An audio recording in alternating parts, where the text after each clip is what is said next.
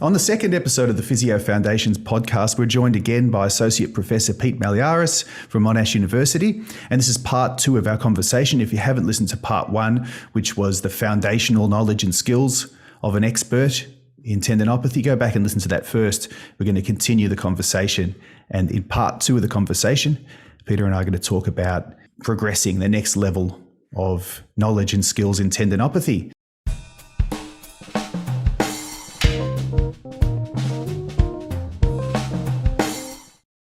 So, Pete, thanks for joining me again. Thank you very much, Luke. Let's go straight back into it. So, in the last conversation, we finished up talking about prognosis and the people who perhaps have a less favorable response to treatment and those who do better. And there was a lot of questions left unanswered. So let's go and talk about those in more detail. So you often see people in the clinic in your role. So you're a clinical expert in tendinopathy and a researcher in tendinopathy. And it's fair to say that you'd commonly see people who have tried various therapies. They might have seen other clinicians and then they're seeing you. So where do you start? I think that's a really good question because it's you don't want to ever be too confident. That's always been my. I guess I am a researcher because I'm not confident in my knowledge. Because I think when you are overconfident and you think you know everything, what happens is you're not critical. And you're just basically applying stuff that you think is right. Maybe it's not right. I think when someone comes in and they've tried everything, pretty much the worst thing you can do with them is I think, this is just my opinion, but be too confident and say, I know what's going to fix you. You haven't done this. You have to sort of give them the benefit of the doubt sometimes and say, look, you've done exercise, you've tried it. It's possible you haven't done it for long enough. It's possible you haven't done it intensely enough. Maybe you have. And maybe we're not going to get a good response with this. But what I can suggest is that you try. You may think to yourself, that I'm telling you stuff you've done already, but let's see if tell me if you are, and this is the approach I take, tell me if you are, but have you done this, this, and this in this and this way? And a lot of the time people say, no, I haven't. Sometimes they'll say, yeah, I think I have. And I see that all the time because I see people who come in and, sometimes patients come in and they basically are regurgitating the program that I would set them because a physio's come to one of the courses that I do and they've had the same program that I would probably set them. So I'm not going to go and repeat that program for that person. We're going to look at other options. So I think you do have to, yes, we all think we can get people better and we can all, because otherwise we wouldn't be doing it. But we also have to be conscious that exercise is not a panacea. It doesn't work for everyone. We can't always get people better, regardless of our best intentions. And I think if you accept that, you can then start to think about other options and involving other clinicians. So it could be sports doctor colleagues, or it could be referring back to the GP, or referring for other things. So I think that is, it's important to. My experience has been it's important not to be too confident that you can get everyone better, given the evidence environment that we live in with exercise is not great. We could stop the podcast right there, and that'd be the main lesson. Don't be overconfident. It's easy to do. You learn a little bit and you try to apply it. It stops you from being critical. It really ties back to what you were saying earlier in the first episode about your approach and how you've become so curious about research and about gathering clinical evidence and measuring lots of things, and in many ways being on the frontier of tendinopathy practice by trying lots of different things. Everyone just followed a pattern. And I noticed in that summary you just gave then, it was interesting, you used the words may, it may be. You used suggest, can I suggest? Yeah. Let's see. So it's not taking a hard line with people and saying, you've reached the end of the road here, this has failed. And you're certainly not putting down other clinicians, which is something I respect about you. There's too much of that.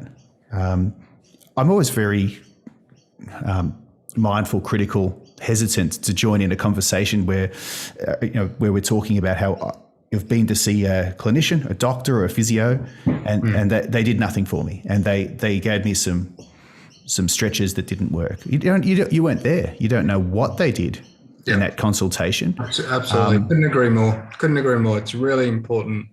You just don't know. And the same thing happens with diagnosis, because a person's diagnosis one day can be different the next day. It can be different week to week, can be different day to day. So if you can't even say, oh, this person misdiagnosed you, because it could change over time, and it often does. So you do learn to be, a little bit careful about judging other people and how they treat and do things, because you just weren't there. And that's a really good point. And so it becomes a conversation, with the patient and, and potentially something that you're going to be a part of their journey rather than a destination, and they've finally got to see you and finally got the right treatment. It's interesting that a lot of the people you've seen have been doing exactly what you would have been prescribing them. So what changes? What do you do differently, do you think, it's fair to say that you get some pretty good clinical outcomes, and expert clinician in this area. What are some of the things you do differently, do you think? Without comparing and contrasting, how do you take it further and try to get people better when they have had failed treatment in the past? Failed treatment is the wrong words. I mean, they haven't yet reached the outcomes where they need to be. I think it's probably comes down to thinking about. I think it comes down, and this is where it's going to sound a bit contradictory maybe, but it's now going to be confidence in what you're doing. So I've just said, don't be too confident. Now I'm going to completely reverse that. It's just thinking off the top of my head. I hope this makes sense. But I think what then you have to do, if you do commit to something like, all right, so we're going to do this exercise approach, you've got to be confident in the implementation of that approach. So you've got to be able to basically roll with the punches. And there will be times when you think, especially for difficult tendon patients, am I doing the right thing? Is this person actually going to get better with this approach? Look, they've come back to me a month later, they're no better. What do I do? They've already had a 2-year history. What do I do now? And you've got to be confident that you've got to stick to the principles and you've got to keep on going. And that's not to say keep on going regardless of what happens. Obviously, they come back and they can't walk, or they're much worse. And obviously, you've got to be confident because your diagnosis is right and you've got all the other things, all your ducks are aligned. But if they are, you've got to follow it through. You can't just panic and say, when the patient comes in panicking, you can't panic as well. You can't join that choir of panic, because it's just going to lead to more panic, and it's going to lead to them going to get injections and surgery. Well, the nature of tendinopathy is a cycle of overloading, underloading, and reaction to that. And the reaction that you have to it is not necessarily helpful for the condition. It's a condition that takes many months to improve.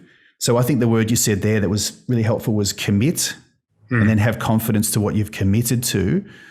And then be aware of those, daily fluctuations and the fact that it's not going to be easy and it's going to require a lot of effort, versus just confidence with everything, where that will lead to biases and lead you to finding, as you said in the first episode, finding results that aren't there because you haven't measured accurately. And So let's segue into research. I think it's a good time to talk about some of the research that you do at Monash Uni and previously. So tell us about your current interests in research at Monash and your program of research. So we basically have we call ourselves the Monash Musculoskeletal Research Unit. We've got a group of academics and postdocs and PhD students focused on musculoskeletal conditions, basically. But we generally do trials. So there's a few trials that I'm working on, but I also am very interested in lab type mechanisms work. So looking at, say, for example, how do people with Achilles tendinopathy hop, and does that change over time with exercise? Various sort of lab-based studies as well. So it's a real mix of different things. It's a real mix of some telehealth research, but it's all under the banner of tendinopathy, musculoskeletal type conditions, basically. But it's just a fortunate position that I'm finding myself in. I don't know how I got here, really. I don't know if that's a good message for new grads, but I just feel lucky to be able to go to work every day and just think and try and answer questions. And it's a fun job. Definitely. So the message for new grads, if you're thinking about research and you've got some interest in research, it is definitely, I find it a very fulfilling type pathway to have gone down, for sure. I feel the same about my work in physio education. You wake up every day. You do have to find your calling. You've got to find something that you would do anyway. You need to put a roof over your family's head, but something that you would do in your spare time if you weren't being paid for it. And so that is a really important point. So you've got physiotherapy or any musculoskeletal practice takes a lot of energy, doesn't it? You can get burned out pretty easily. And if you can go into it with a lot of energy and keep thinking about why you're doing it, I think that's really important. By the way, so for listeners, Peter and I work together at Monash University, and we're both a member of the Monash Musculoskeletal Research Unit. And one of our PhD students, Sanam Tavakoli, is doing a really interesting PhD on load, measuring load in tendinopathy. So using sensors to measure people's load as they move around every day. So there's an example of one of the research projects, and I had Sanam on the MMRU podcast yesterday. So we got her to speak. It's fantastic. So that'll be coming out.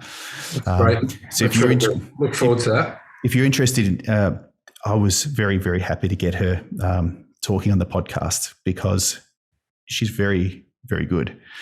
But no one will know if she doesn't turn on the microphone and talk, and you might read her papers, but it was really good to hear from her. So I'll put a link to that episode in the show notes. But if you're interested in more of the just specific research chats, you can follow that episode and other episodes there.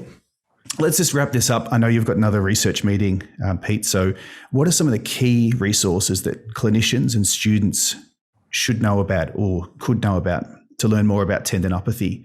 So websites and courses. You've got your own course, for example. Yeah, my course is the Mastering Lower Limb Tendinopathy course. There's what else is there? There's lots of online stuff. Go on Twitter. The stuff that you do on Twitter, the stuff that Tom Goom and other people do on Twitter is really good. There's so much out there now. It's just be critical though. Just be critical. Just always think if someone's got a really strong opinion, have they got strong evidence to substantiate that? And that's really important to always think about. So just be critical, whatever you're reading. Even my stuff, if I'm saying stuff that doesn't make sense, just email me and say, look, this is wrong. And if it is wrong, I'll change it. I think that's a sign of the person you want to listen to, the person who says, hey, I don't know. This is my best guess of this would be this, and who's willing to change their mind when new evidence comes along. And, that, like we were talking about before, that's what makes this profession fun, is that you're thinking and you're being critical and you're always learning. That's why we're doing this conversation right now. It's a professional development. I get to chat to lots of people. That's my goal. And hopefully, listeners find this conversations really helpful, and we can share that rather than having corridor conversations that are amazing and no one else gets to hear it. Well, I think targeting new grads is a really good idea, because new grads, I think back, and I've already said about my sort of level of ineptitude when I was at new grad. And I'm not saying for a second that everyone's as inept as I was, but if they're uncertain, things like this are really useful for them.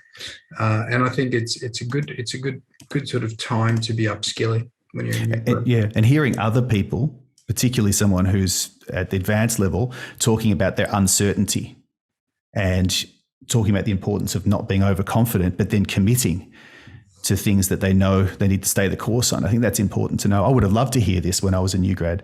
So I hope it's helpful to listeners. There'll be more. If you have any questions for Peter, you can find him at Twitter's good, isn't it? At Dr. Pete Malliaras. Yeah, that's the one. At Dr. Pete Malliaras, or you can just email me, peter.malliaras@monash.edu. Very generous of you. So we'll put them in the show notes. You can find Pete everywhere online, and he loves answering questions about tendons. And he mentioned his course as well, which is really popular. So let's wrap it up there. Thank you very much, Peter. And listeners, see you in the next episode.